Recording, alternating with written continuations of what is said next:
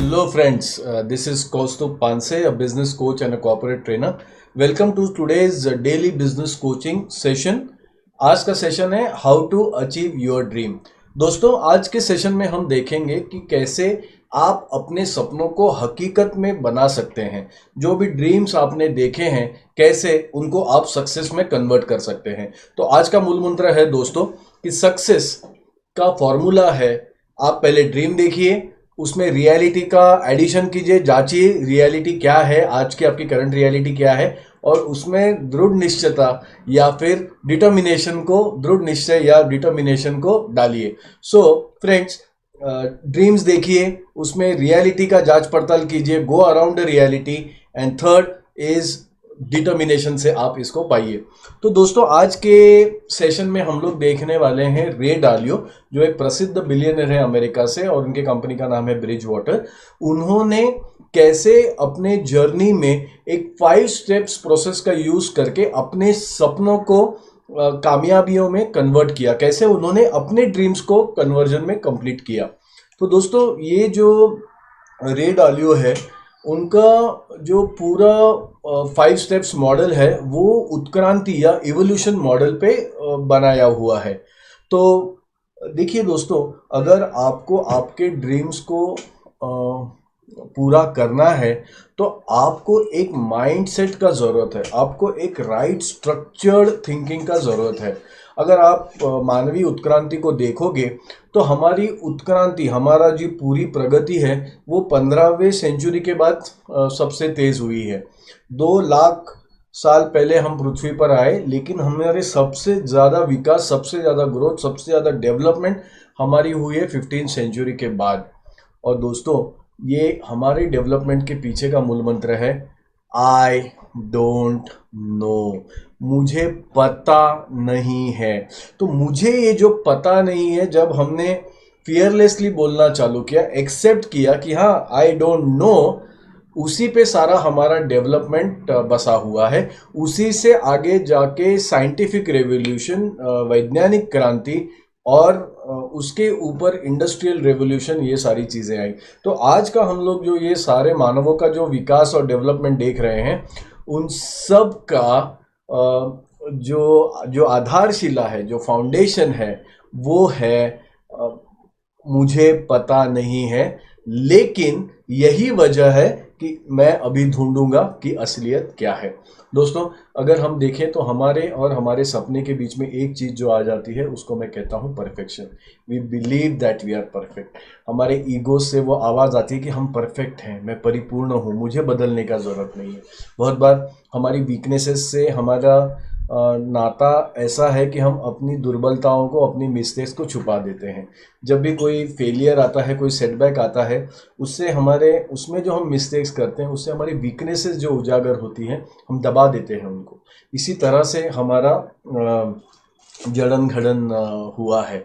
तो दोस्तों, इस रे डालियो मॉडल में हम लोग को यही करना है कि आप अपनी वीकनेसेस से जो दर्द होता है, जो आपको एक्सेप्टेंस से दर्द होता है कि आई एम वीक, वो उससे आपको परे जाना है, उससे आपको उभरना है. तो अगर आप ओपन माइंडेड रहेंगे, अगर आपके विचार खुले रहेंगे, तो आप आपकी मिस्टेक्स को देख पाओगे, उन मिस्टेक्स से आप लर्न कर पाओगे, और जब आप लर्न करोगे तो आप बदल करोगे. जब आप खुद में बदल करोगे, उसी से आपको यश मिलेगा. फिर से दोहराता हूं दोस्तों, आप जब खुले मन से किसी चीज को सोचेंगे तो उसके ऊपर आपको आपकी मिस्टेक्स दिखेंगी. उन मिस्टेक्स को अगर आप एक्सेप्ट करोगे तो उसमें आपको लर्निंग्स मिलेगी. उन लर्निंग्स में आपको जो बदली हुई परिस्थिति है, उसमें आप चेंज कर पाओगे, और जैसे ही आप चेंज करोगे, आप कामयाबी की सीढ़ी चढ़ते जाओगे. आप अपने आसपास देखिए, आप मोबाइल्स देखिए, कार्स को देखिए, कोई भी टेक्नोलॉजी कंपनी देखिए, सॉफ्टवेयर्स देखिए, ये लोग कभी नहीं करते कि I am perfect. They keep on evolving, they keep on improving, they keep on upgrading themselves. उनका मूल मंत्र ही होता है कंटिन्यूअस इम्प्रूवमेंट। बिकॉज आप इस उत्क्रांति में आइदर इवॉल्व हो सकते हो, चेंज हो सकते हो, या फिर आप डाई करोगे। तो अगर आप आगे नहीं बढ़े, आपने बदलती हुई परिस्थितियों के साथ अगर खुद को नहीं डाला, तो आप इसमें आपका विनाश भी हो सकता है। आगे बढ़ते हैं। देखिए रे डालियो, इनका ये 5 स्टेप मॉडल है। दोस्तों ये जो मॉडल है इसमें it is basically a 5 step process, it's a structure, right. अगर आप इसमें पहला स्टेप जो है वो है गोल्स। अमूमन बहुत बार गोल्स रखने से हमारे जीवन में त्रासदी आ जाती है, हमें टेंशन आ जाता है, हमें स्ट्रेस का अनुभव होता है, और इसी के वजह से बहुत सारे लोग अपना करियर्स तो कर रहे हैं, काम पे तो जा रहे हैं, किसी मिशन पे तो है, लेकिन उन्हें अपने ध्येय पता नहीं है। क्योंकि जिस ही समय आप आपका ध्येय रखते हो, आपको वो सजग कराता है आपकी आज की वास्तविकता से। और आपका ध्येय और आपकी वास्तविकता, इसमें जो गैप होता है उससे आपको भय पैदा होता है, आपके मन में डर पैदा होता है, तान तनाव आता है। तो इसलिए बहुत सारे लोगों का इससे निजात पाने का जो तरीका है, विजन रखने का ही नहीं, गोल्स सेट करने के ही नहीं। तो इस 5 स्टेप प्रोसेस में सबसे पहला जो आपको काम करना है वो है ध्येय रखना है। वो ध्येय कैसे रखेंगे, इस पे हम आगे आते हैं। सेकेंड है दोस्तों, आप गोल से आगे बढ़िए। सेकेंड स्टेप इसमें आपको है कि आपने जो गोल रखा है, आपने जो मिशन सेट किया हुआ है, उसमें आपको एंटिसिपेट करने की बाधाएं क्या आनी है, ऑब्स्टेकल्स क्या आएंगे, क्या प्रॉब्लम्स आएंगे। तो आप जब गोल रखते हो तो आप मैं कहूँगा उस धुएं में मत रहिए कि कुछ ऑब्स्टेकल्स आएंगे ही नहीं। आपको तैयारी करनी है कि मुझे किन ऑब्स्टेकल्स के पार जाना है। जैसे मान लीजिए कोई एक मिलिट्री का मिशन है, जैसे हमने उरी मूवी में देखा था। तो जब उन्होंने मिशन सेट किया कि उस गांव को और उस लॉन्च पैड को उन्हें पूरी तरह ख़त्म करने की, तो उसके पहले सारे प्रॉब्लम्स, क्या क्या ऑब्स्टेकल आ सकते हैं, उनके लोग कहाँ पे खड़े हैं, उनका पूरा वहाँ का लाइफस्टाइल कैसा है, दिनक्रम कैसा है, फिजिकल ऑब्स्टेकल्स कहाँ पे, रिवर्स कहाँ पे, माउंटेन्स कहाँ पे, उनके सर्वेलेंस डिवाइसेस कहाँ पे, पेट्रोलिंग टीम्स कहाँ पे, ये सारे वो ऑर्गेनाइज करते हैं, वो सारे प्रॉब्लम्स को एंटिसिपेट करते हैं। तो उसी तरह गोल्स रखने के बाद आपको सेकेंड स्टेप में प्रॉब्लम्स को अच्छे से आइडेंटिफाई करना है। Third step is diagnosis. देखिए दोस्तों, एक ही इवेंट बहुत सारे लोगों के साथ एक ही वक्त होता है, लेकिन सब लोगों का उसमें इंटरप्रिटेशन अलग अलग हो जाता है। क्यों अलग अलग हो जाता है? क्योंकि हमारा ये जो इंस्ट्रूमेंट है, हमारा ब्रेन, ये सबका अलग अलग है। तो बहुत बार रियल प्रॉब्लम को देखने के लिए हमारा जो इंस्ट्रूमेंट है, हमारी जो दृष्टि है, वो एक बहुत ही पेचीदा काम करती है। बहुत बार ऐसा होता है कि हमारे ईगो बचाने के लिए हम जो रियल प्रॉब्लम्स हैं, उसका जो रूट कॉज है, उसको नज़रअंदाज कर देते हैं। इससे हमारे ईगो को ठेच नहीं पहुंचती है। बहुत बार तो एक सबसे कारगर फार्मूला हम यूज़ करते हैं कि जब भी कोई फेलियर होता है, हम एक्सटर्नल एनवायरनमेंट पे, किसी एक्सटर्नल पर्सन पे उसका ब्लेम डाल देते हैं। तो दोस्तों, इस 5 स्टेप प्रोसेस में डायग्नोसिस का मतलब है रियल रूट कॉज। जब तक आप किसी बीमारी का रूट कॉज, मतलब उसके मूल से उसका पूरा उत्खनन नहीं करोगे, उसको समूल नहीं आप पूरा नष्ट करते, तब तक वो प्रॉब्लम नष्ट नहीं होगा। तो हमारा ब्रेन इसमें कैसे काम करता है वो भी आगे हम इसमें देखेंगे। तो अब ये पहली जो 3 चीज़ें हैं, प्रॉब्लम्स, गोल्स, प्रॉब्लम्स और डायग्नोसिस, ये होने के बाद रे डालियो की सबसे रोचक स्टेप आपको अभी मैं बताता हूँ। The fourth step is design. देखिए रे डालियो क्या कहते हैं? रे डालियो कहते हैं कि आप ऐसा समझिए कि आपका जीवन, आपका मकसद, आपका गोल, आपका मिशन एक पबजी की गेम की तरह है, एक मोबाइल गेम की तरह है, जिसमें आपको एक गोल हासिल करना है और आपके लक्ष्य के बीच में कुछ कुछ ऑब्स्टेकल्स हैं। तो अभी आप क्या करोगे? उन सारे ऑब्स्टेकल्स को पार करने के लिए आप एक डिजाइन तैयार करोगे, एक स्ट्रेटेजी तैयार करोगे, एक प्लान तैयार करोगे। फिर से आता हूँ उरी मूवी की तरफ। उन्होंने जो टीम्स बनाई उसमें पैराट्रूपर्स क्यों रखे, स्नाइपर्स क्यों रखे, लॉन्ग डिस्टेंस ये कैसे, रॉकेट लॉन्चर्स कैसे रखे गए, कहाँ पे पैराट्रूपिंग करेंगे, वो वहां से कैसे क्रॉस होगा। एक वो डिवाइस दिखाया था, समथिंग लाइक एक remote surveillance device that look like a bird, I forgot what it is called. तो उसका इस्तेमाल करके उन्होंने एक ऐसा डिजाइन बनाया कि जिससे मिशन सक्सेसफुल हो पाए। छोटे छोटे एक्सप्लोजिव डिवाइसेस थे, नाइट विजन कैमरास थे, कमांडोज को चुना गया था, सिलेक्टिव कमांडोज को चुना गया। तो उस मिशन का डिजाइन उन्होंने उस तरह से किया गया था कि जिससे उनको सक्सेस हासिल हो सके। तो रे डालियो एक बहुत इंटरेस्टिंग पॉइंट कहते हैं। वो कहते हैं कि आप ये पेन से खुद को उभारो। सारा सक्सेस जो है वो कहते हैं कि pain plus reflection is equal to success. आपको जब जब प्रॉब्लम आते हैं तो आप एक हायर लेवल पे जाओ और खुद के ही अपैरेटस या डिजाइन या मशीन को देखो। What is saying is be objective about what you are doing. आप जो भी कार्य कर रहे हैं, मान लीजिए आप बिजनेस कर रहे हैं, तो आपको बिजनेस में आपने एक गोल रखा कि मेरा इतना सेल्स होना चाहिए या इतना मेरा मार्केट शेयर होना चाहिए, और आप end of the first quarter आपका आउटपुट देख रहे हैं। तो आपने जब आपके आउटपुट को आपके डिजायर्ड या सेट गोल से कंपेयर किया तो आपको कुछ एनालिसिस मिला। Either you met your goal और you did not meet your goal. तो जब आपका गोल मीट नहीं हो रहा है तो आप खुद को बैश मत कीजिए, don't take that much pain, rather you see your business as a machine, you see your business which is designed in a certain manner. एक मशीन में जैसे पुर्जे होते हैं, कंपोनेंट्स होते हैं, आप उन कंपोनेंट्स को देखिए, you see the machines with in the machine. उस अपैरेटस को आप चेंज कीजिए। मान लीजिए कोई मिलिट्री मिशन या कोई बिजनेस मिशन अगर फेल होता है तो पेन को इतना दिल पे नहीं लेना है कि आप आपका पूरा मनोबल ही खो बैठे, रादर आप देखें कि मैं क्या क्या चेंजेस कर सकता हूं, वो है डिजाइन। इसके ऊपर फिर आता हूं। और फिफ्थ और फाइनल स्टेप है इज टेकिंग एक्शन। क्या आपके सक्सेस के पैरामीटर्स होंगे, आप आपका प्रोग्रेस कैसे गिनोगे और कैसे खुद को मोटिवेट रखोगे, ये इच 5 स्टेप में है। तो दोस्तों ये जो 5 स्टेप प्रोसेस है, basically it is the structure वो आपको बताएगा कि आपके थिंकिंग या एक्शन के पैटर्न्स क्या हैं। बहुत बार अमूमन ये होता है कि बार बार हम एक ही गलती करते हैं। हम कोई भी गोल ले, कोई भी मिशन ले, हमारे बिहेवियर के, थिंकिंग के, एग्जीक्यूशन के पैटर्न्स होते हैं। बहुत सारे लोग गोल्स ही नहीं रखते हैं। कुछ लोग गोल्स रखेंगे तो उसमें प्रॉब्लम्स एंटिसिपेट नहीं करते हैं। उन्हें सारा लगता है कि everything is green, the sky is very blue, they don't anticipate problems. तो उनके डिजाइन में प्रॉब्लम्स का हल नहीं रहता है, इसके वजह से मिशन फेल हो जाता है। बहुत बार ऐसा होता है कि गोल्स रखे गए हैं, प्रॉब्लम्स भी एंटिसिपेट कर लिए गए हैं, लेकिन ईगो के वजह से, ब्लाइंड स्पॉट के वजह से, अपने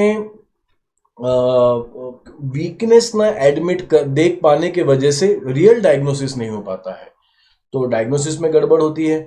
कभी कभी डिजाइन आप फ्लेक्सिबल नहीं रहते, और कभी कभी चारों स्टेप्स लेने के बाद भी आप एक्शन नहीं ले पाते हो। तो आप में कौन से मिस्टेक्स हैं वो स्पेसिफिकली आप यहाँ से आइडेंटिफाई कर सकते हो कि मैं कौन से स्टेप में वीक हूँ। ठीक है ना। तो जब आप ये मॉडल फॉलो करोगे तो आपको फ्लेक्सिबिलिटी दिखाना है और आपको रिस्पॉन्सिबिलिटी लेना है अपने रिजल्ट्स के लिए। ठीक है ना दोस्तों, आगे बढ़ते हैं। पहला स्टेप देखेंगे, दैट इज गोल्स। देखिए, आप जब भी गोल्स रखें उसको रखिए विलियम बोइंग की तरह। विलियम बोइंग एक 17 साल का कारपेंटर का बेटा,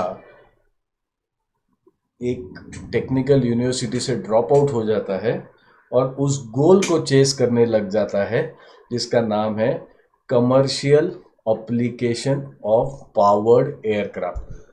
1904 में जब राइट ब्रदर्स ने दुनिया का सबसे पहला पावर्ड एयरक्राफ्ट बनाया, तो उसके बाद उन्हें अगर किसी ने पूछा कि क्या कमर्शियल एयरक्राफ्ट बन सकता है, तो उनका जवाब था कि कमर्शियल एयरप्लेन कभी भी बन नहीं सकते हैं।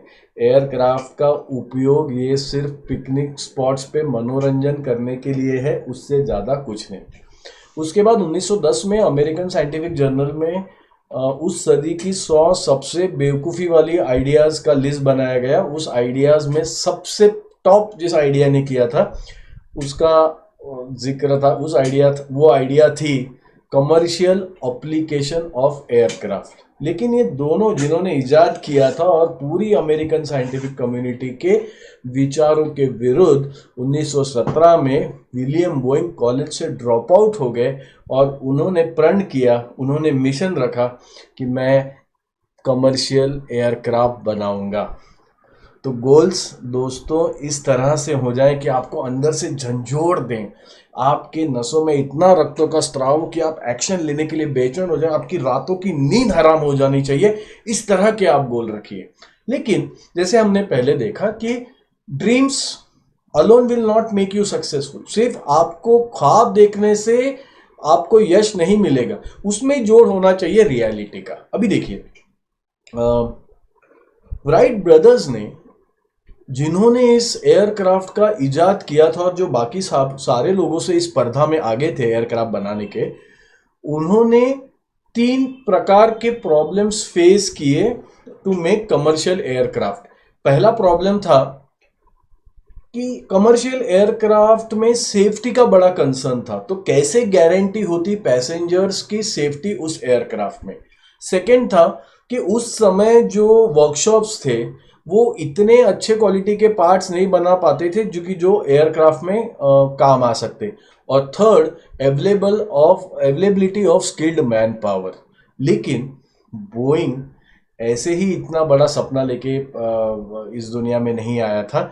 उसने इन प्रॉब्लम्स को समझा और इस प्रकार से उसने अपनी स्कीम डिजाइन की कि जिससे उसे यश मिला। देखिए, सबसे पहले उसने अपनी पूरी पूंजी, अपने पिता की पूंजी, इनफैक्ट उसकी जो गर्लफ्रेंड थी उससे भी उसने कर्जा लेने से हिचकिचाया नहीं। ये सारा पैसा उसने इन्वेस्ट कर दिया मैसेच्यूसेट्स इंस्टीट्यूट ऑफ टेक्नोलॉजी में। दुनिया में सबसे महंगा और सबसे पहला विंड टनल बनाया विलियम बोइंग ने इस यूनिवर्सिटी के अंदर। और ये आज उस जमाने में इन्होंने कमर्शियल एयरक्राफ्ट पे सारे फोर्सेस विंड के कैसे होते हैं ये जांचने के लिए इन्होंने तैयार किया। सेकंड जो ये था कि स्किल्ड मैन पावर नहीं मिल रहा था, इसलिए इन्होंने फंडिंग किया, इन्होंने इंजीनियर्स को हायर किया, उनके एजुकेशन फंडिंग की, MIT के साथ टाई अप करके इन्होंने काफ़ी सारा रिसर्च उस माध्यम से करवाया और अच्छे इंजीनियर्स अपने कंपनी के लिए हायर किए। थर्ड, इन्होंने बहुत सारे अच्छे क्राफ्ट्समैन को, वर्कशॉप ओनर्स को अपने शहर के कन्विंस किया एक बड़े ड्रीम के लिए, उनको पार्टिसिपेंट बनाया, उनको पार्टनर्स बनाया इस सपने में कि हम एक दिन कमर्शियल एयरक्राफ्ट बनाएंगे। और ऐसे उन्होंने अपनी सारी योजना बनाई जिससे कि वो अपने ड्रीम्स को पा सके। तो फॉर्मूला वही है दोस्तों, ख्वाब देखिए लेकिन वास्तविकता, रियलिटी के ऊपर आपका सारा प्लान होना चाहिए। और ये करते करते बाधाएं बहुत आएंगी तो आपको दृढ़ निश्चय यानी डिटर्मिनेशन लगेगा, राइट। अभी तो सबसे पहला स्टेप है गोल्स। हमने पहले देखा कि बहुत बार गोल्स रखने से मन में भय का निर्माण होता है, भीति आ जाती है, डर आ जाता है, बहुत बार एक्शन लेने के लिए वो तैयारी नहीं होती है। तो वो सारे प्रॉब्लम्स की वजह से बहुत सारे लोग गोल्स नहीं रखते हैं। लेकिन दोस्तों, हम में से जो लोग जो गोल्स रखना चाहते हैं, बड़े ये मिशन पे जाना चाहते हैं, उनके लिए बोलता हूँ दोस्तों, goals should be out of reach but they should not be out of site. तो गोल्स आप बड़े रखिए, आपके हाथ में ना आए चले, लेकिन आपकी नज़र से दूर नहीं होना चाहिए। तो स्टीव वॉ, ये पूर्व ऑस्ट्रेलियाई क्रिकेट कप्तान, कहते हैं कि always shoot for the stars, always shoot for the stars, even if you fail you will land on the moon. तो यही तरीका है गोल्स रखने का। देखिए, आप जब भी गोल्स रखें तो आप एक बहुत ही प्रचलित मॉडल है स्मार्ट, S.M.A.R.T, बड़े ही फेमस बिहेवियर कोच रहे हैं जॉन विटमोर, उनका मॉडल है ये। इसमें इन्होंने बहुत ही अच्छे से डिफाइन किया कि गोल्स आप कैसे रखें। गोल्स आपने रखने हैं बहुत ही स्पेसिफिकली, बहुत ही पैने होने चाहिए आपके गोल, बहुत ही शार्प होने चाहिए, वो क्वांटिफाइबल होने चाहिए। और दोस्तों ये तो कहा ही जाता है कि dreams with deadlines is equal to goal. तो अगर आपके सपनों को अगर आप टाइम बाउंड अगर डेडलाइन देते हो तो ही उसका रूपांतरण गोल में होता है। तो लेकिन अभी एक चीज आपको ध्यान में रखना है कि what do you do while setting your goal. सबसे पहले आप जो भी गोल रखें, जो भी मिशन रखें, आप उसकी जिम्मेवारी लीजिए, आप रिस्पॉन्सिबल रहिए उसके आउटकम को। बहुत बार ऐसे होता है कि गोल्स हम सिर्फ नाम मात्र के लिए लेते हैं और एक्सटर्नल एनवायरनमेंट पे, एक्सटर्नल कंडीशंस पे उसका ब्लेम डाल देते हैं जब वो गोल पूरा नहीं होता है। तो सबसे पहले आपको जो भी गोल्स आप सेट करोगे उसके आउटकम के लिए आप जिम्मेवार हो, तभी आप उस गोल को हासिल कर सकते हो। सेकेंड हो, आप जब भी ये बड़े गोल चेस कर रहे हो ना, तो बहुत बार क्या होता है कि उसमें जितनी जानकारी आपको चाहिए या आपके हिसाब से चीजें नहीं जाती है। तो आप जब भी गोल चेस करें, be very flexible. Be very flexible का मतलब दोस्तों ये नहीं कि आप गोल्स चेंज करते रहे टाइम टू टाइम। ऐसा नहीं कि गोल्स अगर आपके हासिल नहीं हो रहे तो आप वो गोल्स को छोटा कर दें, उस तरह का फ्लेक्सिबिलिटी नहीं। Flexibility in terms of your strategy, flexibility in terms of your design, flexibility in terms of your planning, in terms of the actions that you are taking. क्योंकि बहुत बार ऐसा होता है कि कामयाबी के रास्ते तो अनेक होते हैं, आपके हाथ कौन से लग जाए, आपके स्टाइल के लिए कौन सा अनुकूल हो, कभी कभी वो ढूंढने में, सही रास्ता ढूंढने में आपको टाइम जा सकता है। इसलिए सेकेंड पॉइंट है बी फ्लेक्सिबल। थर्ड इज, और इस पे थोड़ा जोर दूंगा क्योंकि हम में से बहुत से लोग ये गलतियां करते हैं कि हम जब भी बड़े लक्ष्य का पीछा करते हैं तो हम एक चीज को कैलकुलेट करना या एक चीज के लिए तैयारी हमारी कम पड़ जाती है, और वो है the ability to deal with setbacks. हम लोग पता नहीं क्यों लेकिन ये मान के चलते हैं कि अगर गोल पूरा होना है तो पहले झटके में होना चाहिए। We are not ready for setbacks, we are not ready for failures, we don't have any psychological plan कि यार जब भी झटका लगेगा, जब भी फेलियर लगेगा, तो how am I going to deal with it psychologically. क्योंकि सबसे पहले तो आपकी साइकी पे अटैक होगा जब आप फेलियर होते हो।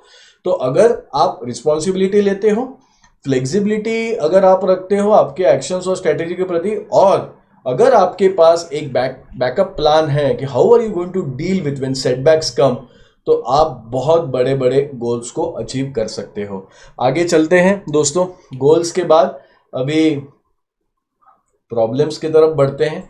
देखिए क्या होता है कि आप जब भी, सेकेंड स्टेप है प्रॉब्लम्स। अभी आप जब भी ये बड़ा मिशन हासिल करने जाते हो तो प्रॉब्लम्स आते हैं।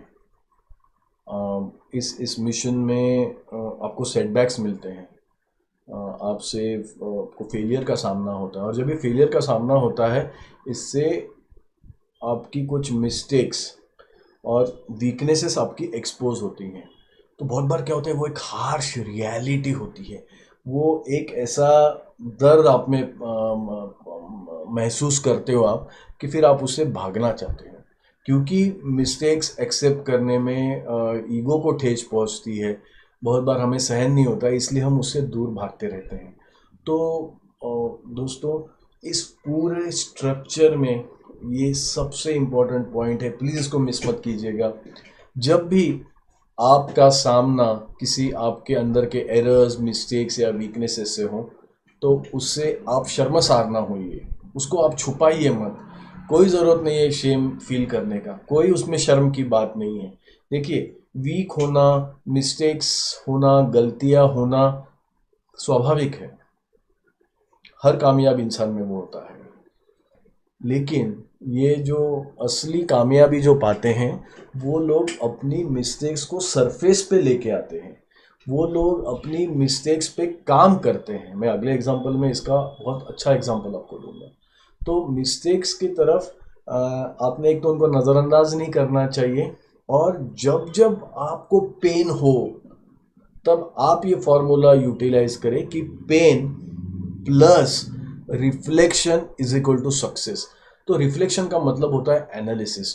उस पेन में ना दोस्तों कुछ सिग्नल्स आपको मिल रहे हैं, आप सेल्स में हैं, आपसे कन्वर्जन नहीं हो रहे, तो पेन होगा आपको, आपको लग रहा था कि एक कस्टमर मेरे हाथ में आ गया है लेकिन कस्टमर आपके हाथ से फिसल गया, तो आपको वो जो जजमेंट नहीं आया उससे पेन होगा, उस दिन का जो आपका पूरा एफर्ट वेस्ट हो गया उससे आपको पेन होगा। आप अगर R&D में हैं किसी फार्मा के और आपको बहुत सालों से अगर मॉलिक्यूल हाथ में नहीं लग रहा है किसी बीमारी का, तो आपको पेन होगा। आप अगर किसी फैशन इंडस्ट्री में हैं और आपके लुक्स के वजह से या फिटनेस के वजह से अगर आपको वहाँ पे नकारा जाता है, आपको पेन होगा। आप अगर बिजनेस में हैं, आपके कुछ डिसीजन के वजह से कंपनी को लॉस होता है, तो आपको पेन होगा। तो जब जब ये पेन होता है दोस्तों, जब ये दर्द होता है दोस्तों, इसको आप लीजिए एज अ सिग्नल और एक साइकोलॉजी डेवलप कीजिए, एक हैबिट डेवलप कीजिए, जिसको कहते हैं कि जब जब आपको पेन आए आप एनालाइज करें, आप रिफ्लेक्ट करें, आप सोचें कि ये पेन आपको क्या सिखाने आया है। पूरा रे डालियो का बिलियनियर बनने का पूरा जो सफ़र है, उसी में बार बार इस में जिक्र किया है रे डालियो ने कि आप आपकी वीकनेस से ना भागें, आप समझें। तो अगर आप उसके पार हो गए दोस्तों तो मज़ा आएगा आपको। जैसे एक खिलाड़ी होता है कि अपनी वीकनेसेस पे मात पाता है तो बड़ा मज़ा करता है वो, ठीक है ना। अभी एक एग्जांपल लेता हूँ। हमारे एक कलीग हैं ऑफिस में, तो करीब करीब 2 क्वार्टर से वो अपने सेल्स के टारगेट पूरे नहीं कर पा रहे हैं। तो जैसे हर मंथली या हर क्वार्टरली रिव्यू में होता है, तो वी वांटेड टू अंडरस्टैंड कि क्यों उनके रिजल्ट्स जो हैं वो पूरे नहीं हो रहे हैं, उनको जो भी टारगेट्स दिया गया है वो पूरा क्यों नहीं हो रहा है। तो उन्होंने प्रॉब्लम बताया कि ही मेंशन सर्टेन प्रॉब्लम्स।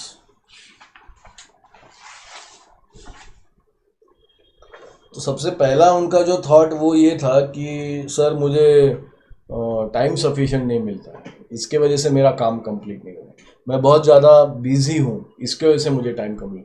तो देखिए गौर कीजिए, यहाँ पे सरफेस पे प्रॉब्लम क्या बताया गया, time not sufficient and I am too busy. तो हमने बाकियों से भी जानकारी ली, इधर उधर उनके कलीग्स को भी पूछा, उनकी सिंसेरिटी के बारे में जांच पड़ताल की, तो पता चला कि साहब तो बड़े सिंसियर हैं। इनफैक्ट तो उनके घर वालों की कंप्लेंट है कि ये फैमिली को ध्यान नहीं देते, इतना ऑफिस वाले इनसे काम कराते हैं। तो हम थोड़े अचंभित हुए, थोड़े आश्चर्यचकित हुए। जब और ज़्यादा डायग्नोसिस किया तो हमें उनको हमने एक सुझाव दिया। सुझाव हमने ये दिया कि हो सकता है कि आपका टाइम मैनेजमेंट सही नहीं हो, ठीक है ना। तो जब सारी जांच पड़ताल की गई तो ये डायग्नोसिस निकला कि सर वो जो हमारे कलीग थे वो अपना उनका जो मेजर की एरिया था उस पे ज़्यादा काम नहीं कर रहे थे। तो तो फिर हम जब उनके साथ बैठे हमारी टीम, तो हमने एक डिज़ाइन बनाया, एक प्लान बनाया। हमने कहा कि टाइम मैनेजमेंट, जैसे कि मैं पहले भी अपने वीडियो में कह चुका हूँ कि टाइम मैनेज करना ये सेकेंड स्टेप है।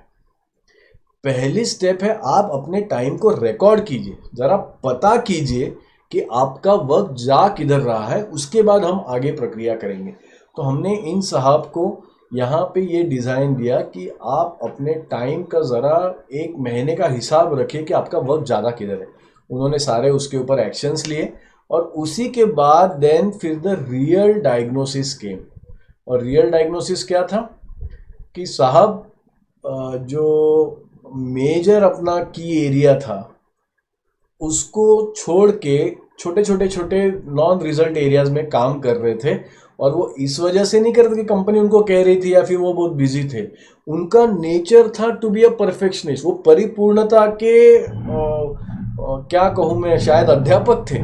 परिपूर्णता उनके खून में बसी थी। हर एक छोटा काम, एक छोटा सा मेल जो 2 शब्दों में लिखा जा सकता था, उसके लिए वो 1 घंटा स्पेंड करते, बार बार अपनी लिखाई को देखते। हर एक चीज में उनको परफेक्शन चाहिए होता था। तो उसी के वजह से वो की रिजल्ट एरिया पे काम नहीं कर रहे थे। तो लेकिन उन्हें क्या लगा प्रॉब्लम, उन्हें प्रॉब्लम लगा कि मैं बहुत बिजी हूँ। एक्चुअली वो प्रॉब्लम बिजीनेस का नहीं था, प्रॉब्लम था कि he had a perfectionist mindset. उन्हें कोई भी चीज़ ऐसे वैसे पसंद नहीं थी और इसी की वजह से उनका काम इम्पैक्ट हो रहा था। तो दोस्तों, अभी जब उन्होंने ये अवेयरनेस उनके अंदर है कि मैं इस तरह से अपने कामों को मिस आउट कर रहा हूँ, तो अगर मुझे मेरे गोल्स हासिल करने हैं तो क्या फॉर्मूला है, गोल्स प्लस रियलिटी। आपको रियलिटी को देखना है, उसी से आपको सक्सेस आएगा। स्पोर्ट्स की दुनिया का एक बेहतरीन एग्जाम्पल है राहुल द्रविड़। 1996 में जब इन्होंने इंडिया के लिए टेस्ट मैच में डेब्यू किया, छा गए। अगले आने वाले 2 साल में टेस्ट के सीन पे सबसे बेहतरीन क्रिकेटर नामों में इनका नाम शामिल हुआ। लेकिन जितना अच्छा ये टेस्ट क्रिकेट में कर रहे थे, उनका वनडे में उतना फॉर्म अच्छा नहीं चला था, और उसी के चलते कुछ लंबे समय से अच्छा परफॉर्म नहीं कर रहे थे। उसी के चलते 1998 में इनका टीम में चयन नहीं हुआ। बड़े दुखी हुए राहुल द्रविड़, और बड़े परेशान हुए कि इतना बड़ा प्लेयर और टीम से ड्रॉप कर दिया गया। तो लेकिन क्या किया एक सुपरस्टार बैट्समैन ने। देखिए इनकी कहानी शायद आपको बहुत अच्छा कुछ सिखाए। राहुल द्रविड़ ने सबसे पहले तो अपने कोचेस और अपने दोस्तों के साथ बैठ के सारे प्रॉब्लम्स आइडेंटिफाई करना चालू किए। उन्होंने कोई शर्म, कोई एम्बैरेसमेंट नहीं समझी इस बात में कि मैं एक इतना बड़ा स्टार प्लेयर हूँ और मेरे से छोटे कद के प्लेयर से मैं आइडेंटिफाई कर रहा हूँ अपनी वीकनेसेस। सारी वीकनेसेस उन्होंने सरफेस पे ला दी। सेकेंड, एम्बैरेसमेंट नहीं था। और सबसे इम्पोर्टेंट चीज़, ना उन्होंने बीसीसीआई को, ना तब के अपने कप्तान को या कोचेस को या अपने टीममेट्स को उन्होंने ब्लेम किया उनके टीम में चयन न होने के लिए। उन्होंने रियल टाइम आइडेंटिफाई किए प्रॉब्लम्स और उसका डायग्नोसिस किया। 3 प्रॉब्लम्स राहुल द्रविड़ ने आइडेंटिफाई किए थे। वन था कि रनिंग बिटवीन द विकेट्स उनका स्लो था, और फील्डिंग के लेवल्स उनके थोड़ा सा, उनका जो मापदंड थे, उनके जो स्टैंडर्ड्स थे, तब थोड़े से उनके कम पड़ रहे थे। थर्ड, जब उनके आंकड़े देखे गए वनडे इंटरनेशनल में, तो उनका जो स्ट्राइक रेट था वो समवेयर अराउंड 60-64 था। लेकिन अभी वनडे इंटरनेशनल के स्टैंडर्ड्स और मापदंड खुद में काफ़ी बदल रहे थे, और इसी का खामियाजा राहुल द्रविड़ को बदलना पड़ा। लेकिन ये जो प्रॉब्लम्स थे, इसके सरफेस के नीचे राहुल गए, राहुल द्रविड़ इसके नीचे गए। उनको पता चला कि real problem was not running between the wickets और sloppy fielding, the real problem was his fitness. तो उसी के ऊपर उन्होंने अभी अपना लाइफस्टाइल और क्रिकेटिंग प्रैक्टिसेस चालू की कि अपनी फिटनेस पे उन्होंने अभी ज़्यादा जोर दिया। सेकेंड, वो जो ज़्यादा स्ट्रोक्स नहीं मारते थे, उसके पीछे उनको आउट होने का जो डर बैठ गया था, the fear of getting out, इसके वजह से वो स्ट्राइक रोटेट नहीं कर पा रहे थे और बड़े स्ट्रोक्स नहीं लगा पा रहे थे। तो उन्होंने अभी अपने फिजिकल फिटनेस पे तो काम किया ही, लेकिन साइकोलॉजिकल इस पे भी काम किया। तो राहुल द्रविड़ जब इन्होंने ये किया, तो जब उसके बाद जब 1 साल बाद उनका चयन हुआ, तो वापसी वाली सीरीज में इन्होंने न्यूजीलैंड के खिलाफ न्यूजीलैंड में 2 शतक लगा के मैन ऑफ द सीरीज बने थे। तो क्यों हो पाया दोस्तों ये? क्योंकि जब उन्होंने अपने अंदर की वीकनेस को एनकाउंटर किया, वो शर्मसार नहीं हुए, उन्होंने उस वीकनेस को एक्सपोज किया। And he was very very specific कि व्हाट इज द प्रॉब्लम। बहुत बार ऐसा होता है कि प्रॉब्लम राइटली आइडेंटिफाई नहीं हो पाता है। प्रॉब्लम एग्जैक्टली क्या है, स्पेसिफिक क्या प्रॉब्लम है, ये पता नहीं होने की वजह से आगे के पूरे जो 5 स्टेप प्रोसेस में दिक्कतें आती हैं। और lastly, and the most important thing that you can learn from the way Rahul Dravid solve his problem was, एक बार जब उन्हें पता चल गई ना उनकी वीकनेस, उन्होंने उस वीकनेस को टॉलरेट नहीं किया। He didn't at all tolerate the weaknesses, the errors inside him. उन्होंने कोई ईगो पे नहीं आने दिया। He just played it as a game, और उन्होंने उस वीकनेस को एलिमिनेट किया, और रिजल्ट आपके सामने है। करते करते इंडियन टीम के आधार स्तंभ बने, और एक समय पे इंडियन ओडीआई क्रिकेट टीम के कप्तान भी बने राहुल द्रविड़, जिनको 1998 में ड्रॉप किया गया था। आगे बढ़ते हैं दोस्तों, सेशन थोड़ा लंबा हो चल रहा है। डायग्नोसिस की तरफ आते हैं। The third step is diagnosis, जिसको कि हम लोग जो इंजीनियरिंग बैकग्राउंड से वो जानते हैं कि इसको कहते हैं रूट कॉज एनालिसिस। तो हमारा ये जो मेंटल इंस्ट्रूमेंट है ना, ये हमें रियल रूट कॉज तक जाने नहीं देता है। हमने अगर प्रॉब्लम भी आइडेंटिफाई कर लिए, तो हम दूसरों को दोष देने में, परिस्थितियों को दोष देने में इतने मशगूल हो जाते हैं कि हमारे इनरेंट वीकनेसेस को हम देख ही नहीं पाते हैं। वजह नंबर वन, जैसे मैंने स्लाइड नंबर 1 में कहा था कि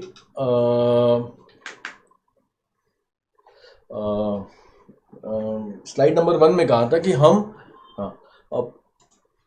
हम समझते हैं खुद को परिपूर्ण, हमको लगता है हम परफेक्ट हैं। हमारा ग्रेजुएशन होने के बाद पहला जॉब से ही हमारे लोगों का एजुकेशन रुक जाता है, हम लर्निंग भूल जाते हैं, हमारे में ईगो आ जाता है, जिसके वजह से हम अपनी मिस्टेक्स आइडेंटिफाई नहीं कर पाते। सेकंड है, जिसका कि मैं बार बार अपने प्रेजेंटेशन में जिक्र करते रहता हूं, और वो है ब्लाइंड स्पॉट्स। हमारी जैसी दृष्टि की एक सीमा है, एक लिमिट है, हमारी श्रवण शक्ति की एक सीमा है, वैसे भी हमारा खुद के शक्तियों को और खुद की खामियों देखने की भी एक सीमा है। तो उसको ब्लाइंड स्पॉट कहते हैं। वो ऐसी जो वीकनेसेस है हमें, जो हमें है लेकिन हमें पता नहीं है। या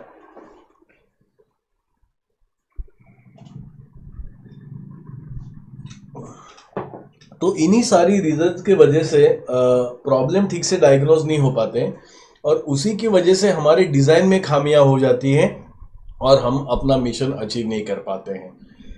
एक मेरे फ्रेंड हैं जो सेल्स में थे, तो उनका एक बहुत ही बड़े क्लाइंट का ऑर्डर लाना था, ये उनका गोल था। और प्रॉब्लम ये हो रहा था कि सेल्स साइकिल बड़ी लंबी चल रही थी, कम से कम 6-7 महीने हो गए थे। सारे प्रेजेंटेशन देने के बाद, सारी चीज़ें, क्लाइंट का नीड आइडेंटिफाई करने के बाद, राइट सॉल्यूशन डिज़ाइन देने के बाद भी पीओ ऑर्डर या ऑर्डर क्लोज नहीं हो रहा, जिसे सेल्स में कहते हैं कि क्लाइंट फाइनली एग्री नहीं हो रहा था। तो 6-7 महीने से चक्कर लगा रहे थे, फॉलोअप्स ले रहे थे, लेकिन कुछ नहीं हो रहा था। उनका डायग्नोसिस था कि समझ में नहीं आ रहा था उनको कि क्या रूट को प्रॉब्लम है। तो उन्होंने जब अपने सारा हायर मैनेजमेंट से ये बात डिस्कस की, बिना छुपाते हुए सारा तथ्य उनको बताया, तो उनके बॉस ने पूछा कि वो किससे डील कर रहे हैं। तो जब क्लाइंट साइड के मैनेजर का नाम बताया गया, तो उनके बॉस हंसने लगे, थोड़े से स्मित हास्य से उन्हें बोला कि आप गलत आदमी से बात कर रहे हो। जो वो जिस बंदे का नाम बताया था, वो तो वो कंपनी की एक लायबिलिटी है। अभी वो उस उम्र में पहुंच गए कि कंपनी उन्हें निकालना नहीं चाहती है। तो उनकी एक ये पुरानी आदत है कि सेल्स पर्सन को बुला के एंगेज रखने का, लेकिन वो कंपनी में कोई भी उनकी हैसियत नहीं है, ना वो कोई डिसीजन मेकर है, ना कोई इन्फ्लुएंसर है, ना वो केस को कोई आगे बढ़ा सकते हैं। तो देखिए दोस्तों, 7 महीनों से मेरे फ्रेंड एक प्रॉब्लम पे स्टक हो गए थे। अगर वो ब्लेम डाल देते कि नहीं, इंडस्ट्री में तो ऐसा ही काम चलता है, तो कभी वो रियल डायग्नोसिस नहीं कर पा रहे थे कि he was not talking to the right person in the client organisation. Number 1, उस ऑर्गेनाइजेशन के सही व्यक्ति से वो बात नहीं कर पा रहे थे कि जो ऑर्डर उनका गोल पूरा करने में मदद करता। सेकेंड, सवाल उनके इतना अनुभव होने के बाद भी उनके कस्टमर के जजमेंट पे भी था कि कैसे उन्हें ये पता नहीं चला कि ये बंदा डिसीजन मेकर नहीं है। तो जब राइट डायग्नोसिस हुआ, तो चीज़ें सही परिप्रेक्ष्य में आई कि, और सही उसको पर्सपेक्टिव मिला कि गलती कहाँ पे थी। गलती थी डायग्नोसिस में। तो कंपनी ने फिर से रेकी किया, उनके बॉस से इनपुट लिए, अभी इस नए नज़रिए से, नए रियल स्पेसिफिक डायग्नोसिस से मेरे दोस्त फिर से उस कंपनी में गए, उन्होंने रेकी की, आइडेंटिफाई किया राइट डिसीजन मेकर, सही सही एक्शंस लिए और आगे बढ़ गए। तो जब आप रूट एनालिसिस करते हो, तो आपको ईगो से बचना है, आपको ब्लाइंड स्पॉट से बचना है, और एक बीमारी है जिसको कहते हैं हम लोग लैक ऑफ सेल्फ असेसमेंट। आपको पता ही नहीं है कि आप में स्ट्रेंथ्स क्या है, आप में वीकनेसेस क्या है, कहाँ पे है अपॉर्चुनिटी और एरियाज ऑफ इम्प्रूवमेंट। तो हमारे दोस्त को लकीली पता चल गया कि कस्टमर का जजमेंट उनका थोड़ा सा वीक है, तो उन्होंने एक ऑनलाइन कोर्स करके उस खामी को दूर किया। तो दोस्तों, अगली वाली स्टेप देखते हैं। बड़ा ही इंटरेस्टिंग किस्सा है यूएस नेवी से। देखिए, रे डालियो कहते हैं कि जब आप कोई मिशन पे हो ना, तो ऑब्स्टेकल्स आएंगे, उससे पेन आएगा। उनका फॉर्मूला क्या है? Pain plus reflection is equal to success. And what he says कि आपकी ऑर्गेनाइजेशन को, आपके खुद को आप देखो एक मशीन की तरह। आप एक हायर पर्सपेक्टिव से, एक हायर रियलिटी से आप ऊपर से देखो कि ये मशीन कैसे ऑपरेट कर रहा है। और अगर आपको डिजायर्ड आउटपुट नहीं मिल रहा है, अगर आपको जो आउटपुट आज मिल रहा है जो आपकी रियलिटी है और जो आपने ध्येय रखा था या गोल रखा था, अगर उसमें गैप है तो आप आपके मशीन का डिजाइन चेंज कीजिए. Need not be in pen but you change the design. तो ये कहानी सुनिए, आई थिंक काफी सारी चीजें क्लियर हो जाएंगी. बात है यूएस नेवल शिप की, जिसमें बहुत सारे जूनियर ऑफिसर्स जो हैं वो एक्सपेक्टेशंस पूरे नहीं कर रहे थे वहाँ के सुपीरियर्स के. तो इनको टर्म दे दिया गया लो परफॉर्मर्स. तो अभी ऐसे बहुत सारे लो परफॉर्मर्स हो गए थे, तो नेवी की मैनेजमेंट का एक डिसीजन हुआ, उनके हायर अथॉरिटीज का एक डिसीजन हुआ कि हमें इन लो परफॉर्मर्स को ट्रांसफॉर्म करना है हाई परफॉर्मर्स में. तो सबसे पहले प्रॉब्लम्स आइडेंटिफाई किए गए. तो प्रॉब्लम्स में पता चला कि ये लोग ड्रेसिंग अच्छे से नहीं करते हैं, ये लोग डिसिप्लिन फॉलो नहीं करते हैं, ये रूल्स रेगुलेशंस फॉलो नहीं करते हैं. तो इसका जब ये सारे प्रॉब्लम्स का जब डायग्नोसिस किया गया तो पता चला कि इनका बिहेवियर थोड़ा सा कैजुअल है, ये थोड़ा सा सेंस ऑफ रिस्पॉन्सिबिलिटी इनमें कम है. तो ये डायग्नोसिस के साथ फिर नेवी के अफसरों ने, सुपीरियर्स ने डिज़ाइन बनाया, प्लान बनाया, क्योंकि डायग्नोसिस ये था कैजुअल बिहेवियर. तो उन्होंने सबसे पहले ये डिज़ाइन बनाया कि अभी इन लोगों को सख्त से सख्त पनिशमेंट होना चाहिए, इनके साथ हमें सख्ती का रवैया करना चाहिए, हर बार डांटना चाहिए, हर बार रूल समझाना चाहिए. तो इसी डिज़ाइन के ऊपर फिर डूइंग मतलब एक्शन हुई, बहुत सारी एक्शंस हुई. तो नतीजा लेकिन ये हुआ कि जितना लो परफॉर्मर्स को डांटा गया और पनिशमेंट उनको और सख्त से सख्त करती गई, उनका परफॉर्मेंस और गिरने लगा, वो और रूल्स को तोड़ने लगे और इररिस्पॉन्सिबली बिहेव करने लगे.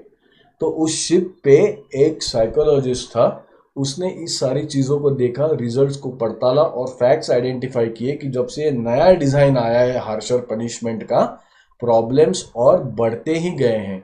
जो आउटपुट है और जो गोल है उसमें गैप कम होने के बजाय गैप बढ़ती जा रही है. तो उसने अभी जो डायग्नोसिस किया, उसका डायग्नोसिस था कि now there is a low moral issue.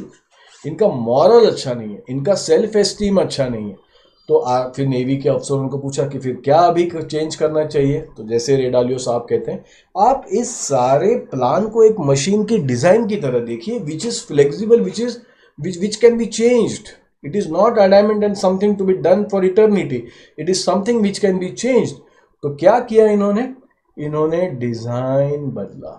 इस साइकिल से जब वो पहली बार गए तो मन मुताबिक उनको रिजल्ट नहीं मिला. It is a iterative cycle, उत्क्रांति की तरह है. फिर इस साइकिल में गए, यहाँ पे इस वाले पोजीशन में डिजाइन बदला.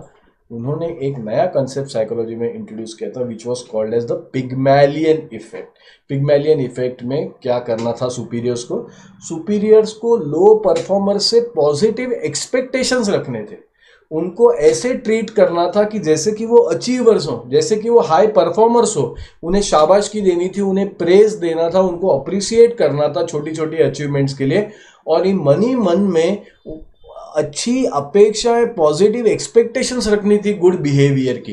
तो दोस्तों, जब 2 महीने तक ये प्रोजेक्ट पे इस नए डिज़ाइन के साथ काम हुआ तो बहुत सारे लो परफॉर्मर्स अभी अच्छे से ड्रेसिंग करने लग गए, रूल्स रेगुलेशंस फॉलो करने गए. और जो सक्सेस इंडिकेटर था डूइंग का, कि उनके जो पैरामीटर रखा गया था वो था कि कितने क्वांटिटी में पनिशमेंट्स मिलते हैं, तो पनिशमेंट्स का दर भी कम हो गया था.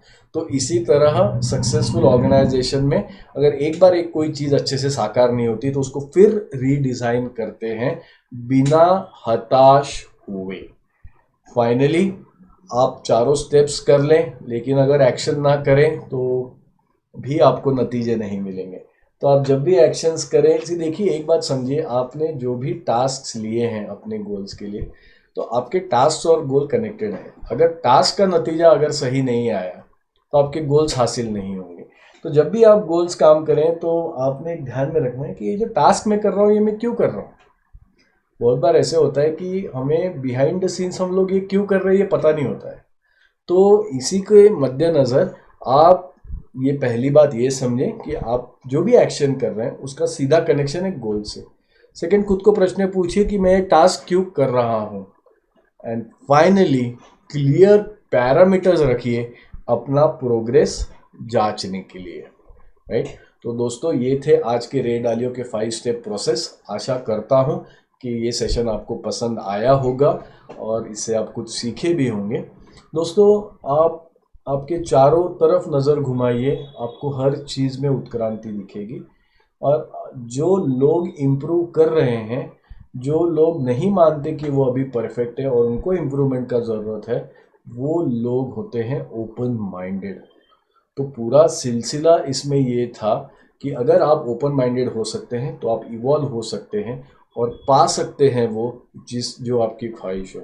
तो कंक्लूड करने से पहले आज का एक बार फॉर्मूला फिर से दोहराता हूँ। डेली बिजनेस कोचिंग का आज का लेसन है, whenever you want to achieve big goal, जब भी आपको कोई बड़ा गोल हासिल करना है, base your action plan on reality. और दृढ़ निश्चय से, डिटर्मिनेशन से, डेडिकेशन से आप आगे बढ़िए। सो आपको कामयाबी ज़रूर हाथ लगेगी। तो दोस्तों इसी के साथ आज का सेशन ख़त्म करते हैं और अगली बार एक और नए इंटरेस्टिंग टॉपिक के साथ इस डेली बिजनेस कोचिंग को हम आगे बढ़ाएंगे। तब तक अलविदा, थैंक यू।